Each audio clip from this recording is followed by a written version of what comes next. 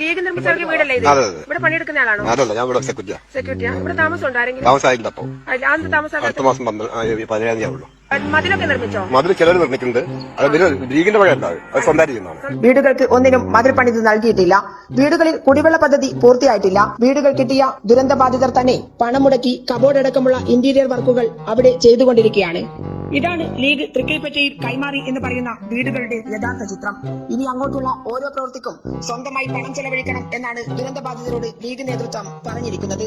ചുരുക്കി പറഞ്ഞാൽ സർക്കാരിൽ നിന്നും വാങ്ങിയ 15 ലക്ഷം രൂപയും ദുരന്തബാധിതർക്ക് ലീഗ് നൽകിയ വീടുകളുടെ ബാക്കി പണികൾക്ക് ചെലവഴിക്കേണ്ടി വരും എന്നർത്ഥം.